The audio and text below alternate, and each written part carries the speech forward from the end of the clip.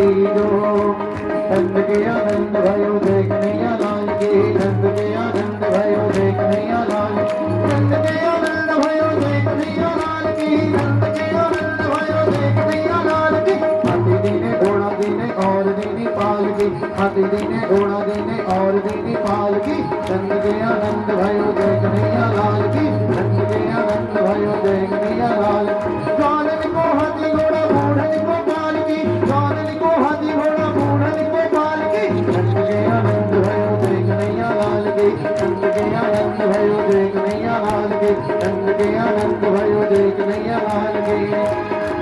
कन्हैया झूले पर लेना एक धीरे झोटा दीजो, मेरो लाला झूले पर लेना एक धीरे झोटा दीजो, एक धीरे झोटा दीजो रीन की होले झोटा दीजो, एक धीरे झोटा दीजो रीन की होले झोटा दीजो, मेरो लाला झूले पर लेना एक धीरे झोटा दीजो।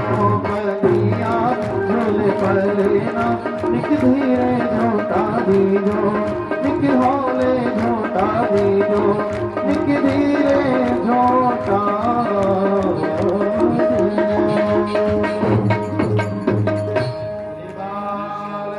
भगवान की जय। इतना सुंदर छवि है कन्हैया की,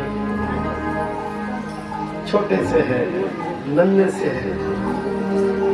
और जैसे मैया ने उनको नलाया धुलाया, छोटा सा तिलक लगाया और छोटी सी काली तिलक बिंदी लगा दी। और कन्हैया का रूप इतना सुंदर है कि बस इसको देखने के लिए लालायित। अब तो 33 कोटि देवताएं भी ये सोचते हैं कि कैसे हम लाला के दर्शन कर ले, कैसे कन्हैया के दर्शन कर ले, कैसे बाल कृष्ण के दर्शन कर ले। रूप बदल बदल कर, रूप बदल बदल कर ब्रज में जन्म ले रहे हैं। और वो दिव्य छवि, वो सुंदर छवि, उसको देखने के लिए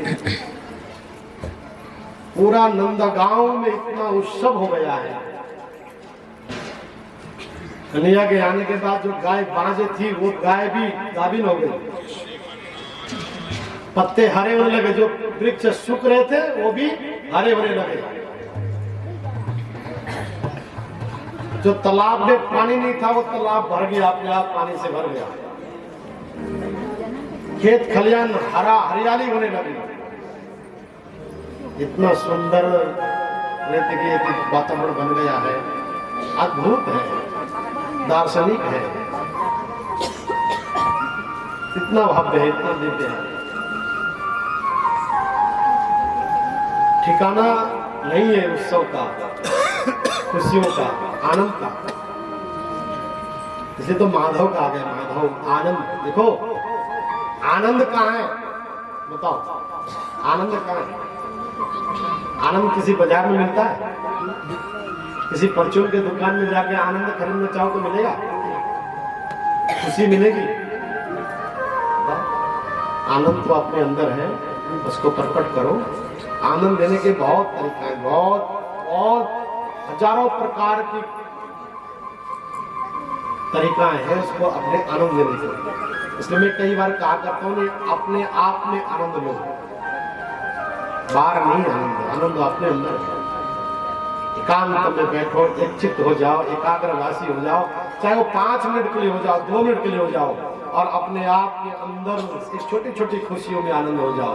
अपने जीवन से तनाव को निकालो, टेंशन को निकालो, बाधाओं को निकालो, अशांति को निकालो।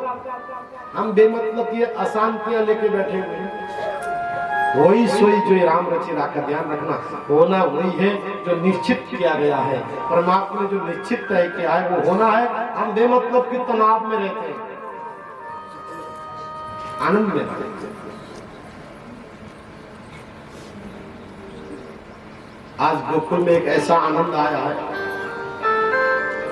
जो भी सुनता है कि नंदा बाबा के घर में लालो भाई है, बस वो पहुंचता है। जिसने भी सुना, जहां भी सुना, जैसे भी सुना, जिस परिस्थिति में सुना, जिस भेष में सुना बस दौड़ पड़ा बाबा जी के, नंदा बाबा के घर की ओर, द्वार की ओर, क्लाम की ओर, बधाइयां देने, बधाई हो, बधाई हो, बधाई हो, बधाई हो, नंद बाबा बधाई हो। यशोदा बधाई हो, तेरे घर लाल भाई है, तेरे घर लाल भाई है, तेरे घर लाल आयो है। और बात भी देखो, खुशी की बात है, 80 वर्ष की अवस्था में कहीं पुत्र आया है। जो आशा का किरण डूब गया था, आशा नहीं थी कि घर में कोई संतान होगा। 80 वर्ष में कोई कामना कर सकता है क्या? कल्पना भी छोड़ दी थी, और अचानक जब घर में कोई पुत्र आ जाए, कि संतान आ जाए, तो समझ लो कितनी खुशियां होगी। और वो भी साक्षात ब्रह्म, जिसके एक बार दर्शन करने में पूरी दुनिया क्या, और सारी ऋषि मुनियां, देवी देवताएं भी तरसते कि प्रभु के एक बार दर्शन हो जाए। और वो किसी के घर में पुत्र बन के आया है, किसी के गोद में खेल रहा है। ऐसा केशव, ऐसा माधव, ऐसा कृष्ण, और सुंदर छवि है। आज तीसरा दिन है, मैया ने नहलाया धुलाया कन्हैया को, घर के आंगन में झूलने में कन्हैया को झुला रही थी।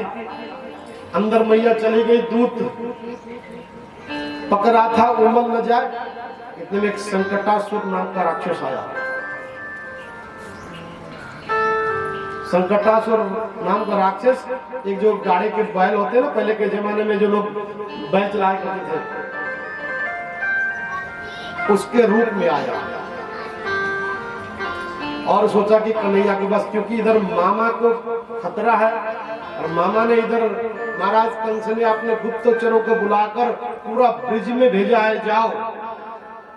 जैसे ही भगवती जगदम्बा ने कहा कि अरे दुष्ट कंस, तू मुझे क्या मारेगा, तुझे मारने वाला तो ब्रज में पैदा हो चुका है, जन्म ले चुका है। बस उसी दिन से कंस ने अपने गुप्तचर लगा दिए, जाओ जितने भी ब्रिज में बालक है मालूम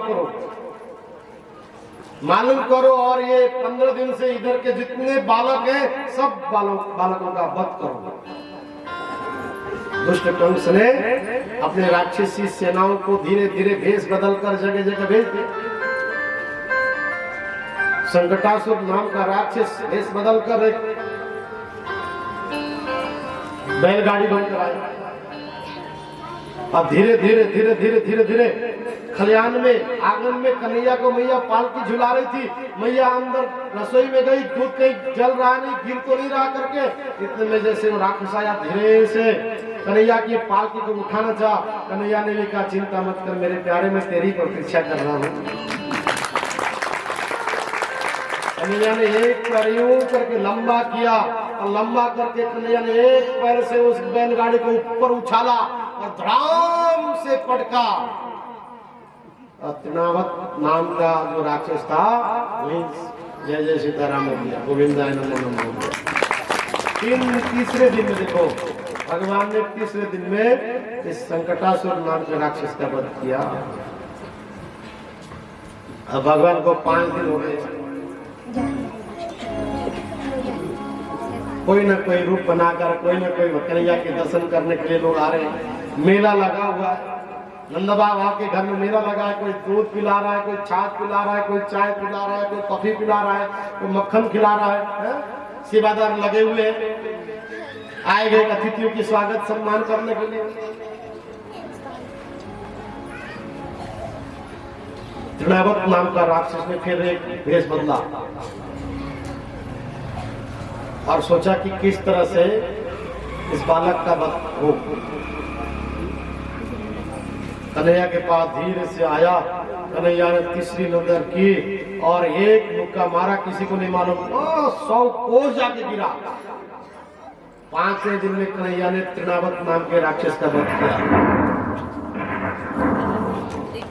धीरे धीरे अब 7वां दिन हो रहा है। अब सब गांव के आसपास के सब लोगों को मालूम पड़ गया है कि नंदा के घर में तो कोई लाला भाई है। अब एक से एक लोग देखने के लिए आ रहे। हर कोई चाहता कि बस कन्या के एक बार गोद में ले लो, एक बार देख लो, कोई प्यार कर लो, है? अब भैया मना भी कैसे करेंगे? मना होता है क्या? बताओ। नींद आ रही है, नींद आ रही है।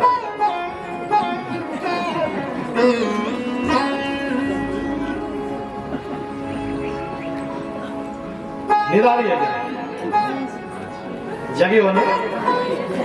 फिर तो आप पक्का सोता हो, पक्का सोता।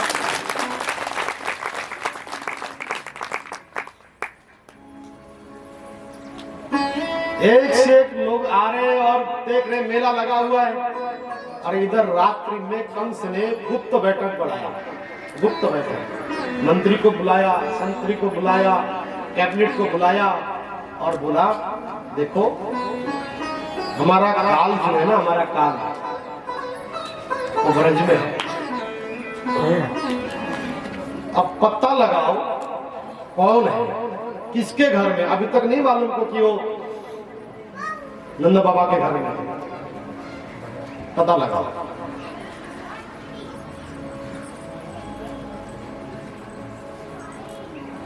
धीरे धीरे धीरे धीरे उस गुप्त मीटिंग में गुप्त बात में प्रस्ताव पास हो गया।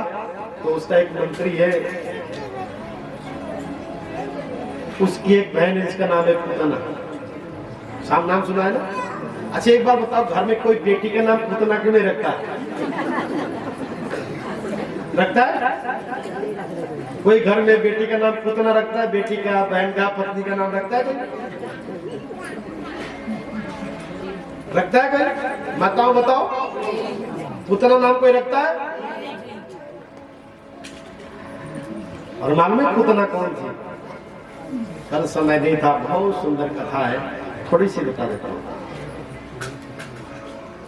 जो आप लोग दान बद्दू बलि राजा दान इंद्र महामला ते नित्यम रक्षेमा चलना चल, जिस मंत्र से हमारी अनादि काल से जो बहनें रक्षा सूत्र बांधती है, ब्राह्मण रक्षा सूत्र बांधते हैं, बहनें रखड़ी बांधती है और ब्राह्मण वे आपको आशीर्वाद देते हैं। तो जब ये रक्षा सूत्र बांधते हैं तो ये मंत्र बोलते हैं, दान बद्दू बलि राजा दान इंद्र महामला ते नित्यम रक्षेमा चलना चल।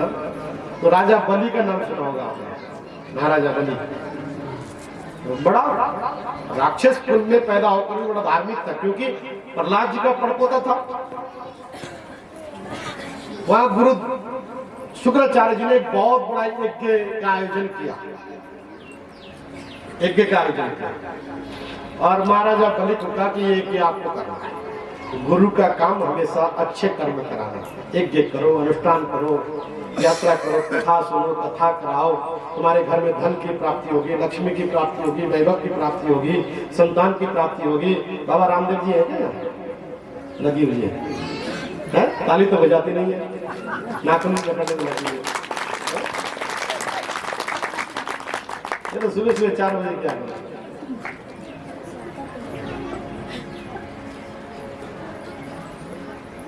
पुतन नाम सुना है ना, जिसकी कथा सुना रहा हूं, सुनो काम आएगा। तो गुरु का काम होता है सत्कर्म कराना, शुभ कर्म कराना, अच्छे कर्म कराना। हर गुरु आपको ये चाहता है कि हमारे बच्चे, हमारे सेवक, हमारे साधक तनाव मुक्त रहें, उनके घर में सुख, शांति, समृद्धि, उन्नति, ऐश्वर्य की प्राप्ति हो, भगवत प्राप्ति हो, भक्त बने। हर गुरु चाहता है, हर माँ बाप चाहते हैं कि मेरा बच्चा उत्तम कोटि का हो, अच्छा बने, है? अच्छा बने। हर गुरु चाहता है कि मेरा सेवक दानवीर बने, धनवान बने। धन होगा तो दान करेगा।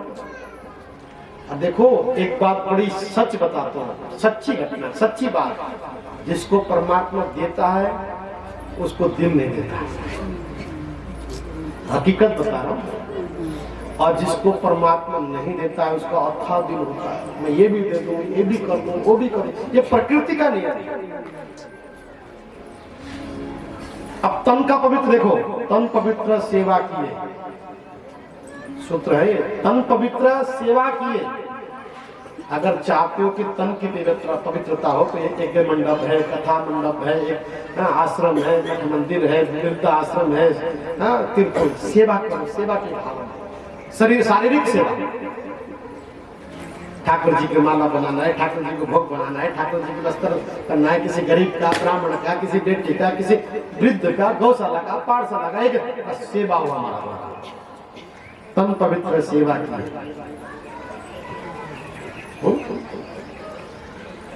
शरीर को अगर स्वच्छ चाहते हो, शरीर को पवित्र बनाना चाहते हो, शरीर को अच्छा बनाना चाहते हो, और धन पवित्र कर दान। क्या परमात्मा ने धन दिया, परमात्मा ने कृपा की। ध्यान रखना, हर किसी को धन भी नहीं देता हो। अगर उसकी अपार कृपा हो जाए कि परमात्मा आपको धन दे, ये नहीं कि ले जाके उसके सारा वसीयत कर दो, लेकिन सेवा की वृत्ति रखो, दान की वृत्ति रखो। धन पवित्र कर दान। धन की पवित्रता चाहते हो, क्यों? व्यापार करते हैं तो न जाने किस प्रकार का घर में कोई पैसा आता है। मैंने कल भी कहा था, अनिति से, कुमति से कमाया हुआ धन। व्यापार में न जाने किस प्रकार का किसका धन है। अगर 1 रुपया भी गलत आ गया तो समझ लो कि हमारा कुल को, हमारे वंश को, हमारे परिवार को, हमारे को, हमारे आत्मा को, जैसा खाया अन्न वैसा हो जाए मन। क्योंकि उस धन से कैसा अन्न खरीदा जाएगा, कैसी वस्तु खरीदी जाएगी, फिर हमारा मन कैसा होगा। बुद्धि बदलने में टाइम नहीं लगता, विपरीत होने में टाइम नहीं लगता, कुबुद्धि होने में कोई टाइम नहीं लगता। जैसा पियो पानी वैसा हो जाए वाणी। तन पवित्र सेवा किए, धन पवित्र कर दान। 1 रुपया भी यदि हमने दान कर लिया ना, हमने 1000 रुपया को शुद्ध कर लिया। वैसे तो शास्त्र कहता कि हमने कमाया हुआ धन का 10%, 10वां दान का है, 10वां दान का है। लेकिन मैं कहता हूँ कि हमने अगर 1 लाख रुपया कमाया है, 1000 रुपया दान करने में कोई कठिन नहीं है। और 1 लाख रुपया को अगर शुद्ध करना है, स्वच्छ बनाना है, पवित्र बनाना है, तो 1000 रुपया की सेवा से आपका 1000 किसी गौशाला में लगा लो, किसी पाठशाला में लगा लो, किसी यज्ञशाला में लगा लो, कहीं भागवत में लगा लो, कहीं भंडारे में लगा लो, कहीं गरीब दुखियारी में लगा लो, किसी बेटी की शादी करा दो, किसी ब्राह्मण बच्चे के साथ विवाह करा दो, किसी को पढ़ा दो, किसी आश्रम में जाओ, कहीं बालक पढ़ रहे हो, सेवा चल रही हो, कहीं गुरुद्वारा में जाओ, लंगर चल रहा है, तो सेवा में लगा। बंधन मन की पवित्रता करो। अच्छा एक बात बताओ, हम आप सब जो नौकरी करते हैं, गवर्नमेंट कितना % टैक्स लेती है? आपने मेहनत किया और 1 लाख रुपया सैलरी है, गवर्नमेंट 30% टैक्स लेती है ना, 20%, 30% नहीं। अगर 30,000 रुपया अगर गवर्नमेंट को न दो तो गवर्नमेंट कहेगी चोरी किया। गवर्नमेंट क्या कहती है? अगर आपने टैक्स चोरी किया तो चोर कहलाओगे कि नहीं? जबकि आपने परिश्रम रात दिन 18 घंटा मेहनत करके 30 दिन तक लगातार 18 घंटा परिश्रम कर करके रात दिन भूख प्यास छोड़कर 1 लाख रुपए के लिए 30 दिन तक रात दिन काम करके 1 लाख रुपया मिलता है। उसमें से भी गवर्नमेंट कहते हैं कि 30 लाख रुपया जमा कर, 30,000 रुपया जमा कर। अगर नहीं दिया तो चोर कहला के चोरी किया है, काला पैसा। समझने वाली बात है। आप तमाम तरीके से पैसे कमाते हो और गवर्नमेंट को नहीं देते हो, शो नहीं करते हो, आपका मेहनत है, आपका परिश्रम है, फिर भी चोर कहलाते हो।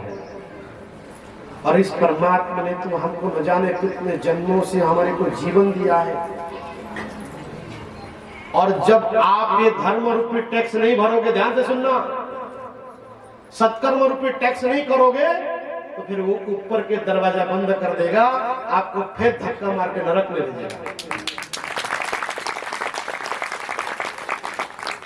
सत्कर्म रूपी टैक्स कहा गया है। धन अपनी जगह है, तन अपनी जगह है, मन अपनी जगह है। एक संसार में आए गवर्नमेंट भी हमारे परिश्रम का पराजित लेता है। और परमात्मा ने तो आपको 84 बंधनों से आपको मनुष्य जीवन बना के भेजा है। उसका टैक्स क्या है कि सत्कर्म करो, सत्कर्म करो, यही उसका टैक्स है। कथा सुन लो, मन लगा लो, दया कर लो, करुणा करो, ये उसका टैक्स है। अगर ये टैक्स नहीं भरोगे तो बार बार कीड़े मकोड़े पशु बनाकर फिर भेजेगा। और मन पवित्र, देखो तन पवित्र सेवा किए, धन पवित्र कर दान, मन पवित्र हरि भजन से। मन का पवित्र किससे है? मन पवित्र किससे होगा? चलो दान, शरीर की पवित्रता तो मान लो सेवा करके है, धन की पवित्रता जो है ना दान करके, और मन पवित्र हरि भजन से करते हो। पक्का जरूर भजन करो। भजन किसी महात्मा के पास जाओ, कहेंगे बेटा भजन कर, भजन कर, भजन कर। भजन का अर्थ है ढोलक पीटना नहीं है, ध्यान रखना। ये तो कीर्तन है। भजन का अर्थ है चलते फिरते, तुम्हारे गुरुदेव ने दिया हुआ, गुरु महाराज ने दिया मंत्र है, उस मंत्र को चलते फिरते भजन करते रहो। भजन कर जाओ, अंदर ही अंदर जाते रहो। और यदि मंत्र नहीं मिला है तो भगवान के जिसको तुम चाहते हो, राम को, कृष्ण को, शिव को, जहाँ जिसको चाहते हो उनके सामने खड़े होकर कहा प्रभु अनुमति दीजिए कि मैं आज ओम नमः शिवाय का जाप करूंगा। बस शिव जी के आगे बोल दिया, आपको मंत्र की कोई दोष नहीं लगेगा, मंत्र जाप हो गया। राम जी के आगे बैठो, रामाय नमः, रामचंद्राय नमः, रामचंद्राय नमः, रामचंद्राय नमः, सरस्वती मते परमात्मा श्री रामाय नमः। इस मंत्र का जाप। नारायण के आ जाओ तो आगे जाओ तो नारायण नारायण नारायण नारायण नारायण नारायण, हरि हरि हरि, ओम नमो भगवते वासुदेवाय। जो आपको सही सरल लगता है, जिधर आपका मन जाता है, जिधर आपका। और सुनो, अगर धन चाहते हो, धन धन आज सबसे ज्यादा किसको क्या चाहिए? धन चाहिए। बस श्रीम श्री नमः, श्रीम श्री नमः, श्रीम श्री नमः, बस लक्ष्य का माला जाप कर लो। कोई अच्छे दिन आ जाए, कमल गट्टे से किसी ब्राह्मण से हवन करा लो, अपने आप घर में एक सुंदर सा हवन कुंड रख लो। अमावस्या आ जाए, पूर्णमासी आ जाए, संक्रांति आ जाए, कोई अच्छे बार, अच्छे तिथि, अच्छे नक्षत्र को, गुरु पुष्य आ जाए, रवि पुष्य आ जाए, बैठो कमल गट्टे थोड़ा सा घी में रख लो और गुरु वंदना कर लो, नवग्रह का वंदन करो। 9, 7, 21, 51, 108 आहुतियां दो। ओम श्री नमः, ओम श्री नमः, ओम श्री नमः, ओम ह्रीम नमः, ओम ह्रीम नमः, ओम ह्रीम नमः। कोई भी आप जिसको शक्ति चाहते हो, भक्ति चाहते हो, धन चाहते हो, तो ये भजन है, इससे कल्याण होने वाला है। और इन तीनों से, ये तीनों को करने से तन सेवा, शरीर की शुद्ध, तन की शुद्धि है सेवा से, धन की शुद्धि है दान से, और मन की शुद्धि है हरि भजन से, और हो तो तिरविल कल्याण। ये तीनों प्रकार से हमारा कल्याण होना है। ये तीनों जरूर करो, जरूर करो, करते रहे। इधर कंस ने पूरे अपनी कैबिनेट बैठाई और सारे एक से गुप्तचरों को हर दिशाओं में भेजा, कहा कि जाओ ब्रिज के प्रत्येक कोने कोने में ढूंढ लो, देख लो, खोजो कोई बालक हो और उसका वध कर दो। जो एक दुष्ट कंस का एक मंत्री था चाणक्य, उसको बोला भाई कोई ऐसा व्यक्ति बोला। उसने कहा महाराज मेरी एक बहन है, उसका नाम पूतना है, वो भेष बदलना आता है, पूतना को बुलाया। और वो पूतना कौन है? तो अभी मैं बता रहा था, महाराजा बलि। बलि को जब गुरुदेव एक एक करा रहे थे, शुक्राचार्य जी महाराज एक एक करा रहे थे, तो भगवान 52 जी 3 फुट के बन के आए। 52 बन के, 52 बने छोटा, स्वयं भगवान 52 बन के आए बलि के द्वार में और कहा भिक्षाम देहि। मंत्री आया, भगवान ने कहा भाई मंत्री के यहाँ से, नौकर के यहाँ से लेने आयो, दान देना तो मालिक दे। भाई तुम्हारे घर में कोई संत आ जाए, एक बात बताओ, तुम्हारे घर में गुरुदेव आ जाए, कोई अच्छे विद्वान ब्राह्मण आ जाए और तुम नौकर के यहाँ से कुछ पकड़ा दोगे तो ले लेगा? नौकर मारेगा? तेरे लिए आए हो, तेरे नौकर के लिए आए हो? बताओ। चलो सेवा करने वाली बात तो सेवा करे, ठीक समझ में आता है। जब देने की बारी आए तो कहा नौकर दे दे भाई, ले लेगा क्या कोई? भगवान ने कहा लाले, कहा आपने राजा को भेज। देखो छोटे से बावन है, मंत्री जाकर आके महाराज कोई छोटे से सुंदर एक ब्राह्मण आया है। आप ब्राह्मण ब्रह्म, देखो ब्राह्मण की जो ब्रह्मत्व है उसके मस्तक में दिखता है, तेज जो ब्राह्मण साधना करने वाले होते हैं, मंत्रों का पाठ करने वाले होते हैं, उनका मस्तक ऐसा चमकता है कि आप नेत्र नहीं मिला सकते। वो एनर्जी, वो शक्ति दिखती है, फेस में दिखती है, मुखमंडल में दिखता है। ऐसा नारायण ने जो बामन बन के उनका मत मस्तक ऐसा है कि कोई देख न सके। महाराज को दिव्य ब्राह्मण बालक है और भिक्षा आपके हाथ से चाहता है। राजा बैठे थे, हवन में कहा और को बुलाया जाओ, तुम जाओ, उनको ही हवन में कहा। इतना सुंदर छवि है कि महाराज बलि की पुत्री दूर से देख रहे थे, उनकी बेटी, और जैसे नजदीक में जाके देखा, इतना सुंदर बालक, मन में भाव आया, काश ऐसा मेरा पुत्र होता। बलि की बेटी ने कहा, ऐसा मेरा काश मेरा पुत्र होता। कितना सुंदर है, हृदय से लगाती, आलिंगन कर लेती, प्यार कर लेती, प्रेम कर लेती और अपने स्त्रों को पिलाती, दूध को पिलाती। भगवान किसका भूखा है? हमारे प्रेम का ध्यान रखना। जब उनके भावनाओं को देखा,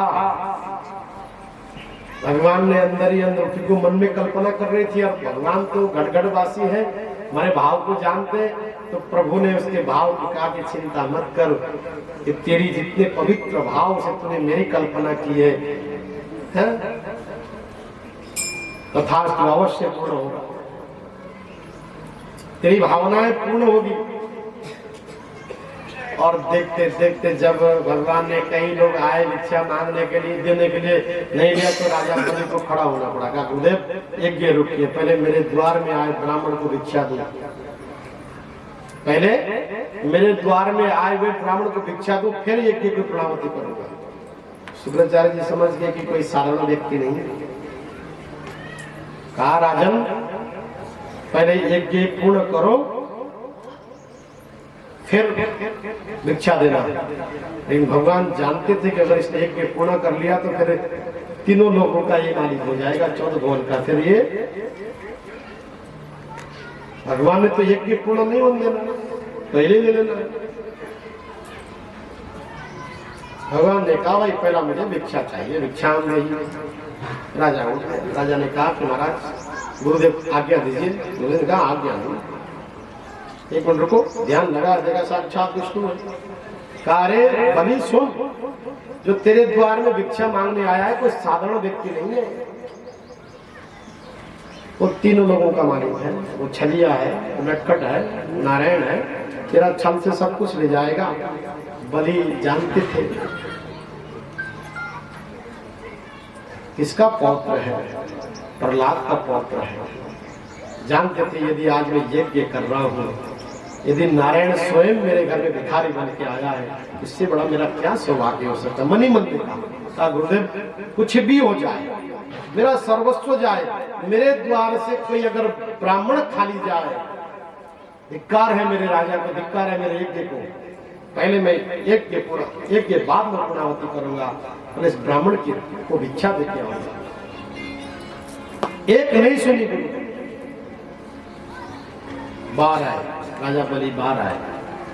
बलि ने कहा कि महाराज ब्राह्मण को प्रणाम किया, ब्राह्मण देव प्रणाम, क्या चाहिए भिक्षा में आपको? भगवान ने कहा कि 3 पग जमीन, सिर्फ 3 पग जमीन। महाराज बलि हंस पड़े। महाराज आज के जमाने में 3 पाव जमीन में क्या होता है? अरे आप गांव मांगो, नगर मांगो, 10,000 गाय देता हूँ, सुंदर कन्या देता हूँ, पूरा आपके गाँव का राजा बनाता हूँ। बोला नहीं, तेरा कोई राजपाट चाहिए नहीं, तेरी कोई गांव नहीं चाहिए। मैं तो ब्राह्मण हूँ, याचक हूँ, भिक्षुक हूँ, 3 पग जमीन बहुत है बैठकर भजन करने के लिए। राजा सोचा, यार ये तो देने में कोई बेइज्जती, अगर किसी धनाढ़ के घर में जाए, एक आध आना कोई अगर दान मांगे। बलि ने बार बार कहा, महाराज भगवान ने कहा, देख जल्दी कर, मैं जानता हूँ तेरी इतिहास को, तो विरोचन तेरा पिता था, प्रहलाद तेरा दादा था, फलाना फलाना फलाना फलाना फलाना। बलि ने कहा, छोटा सा है, 5 वर्ष का 6 वर्ष का होगा, मेरी सारी इतिहास जानता है, वो भी भक्त साधक था।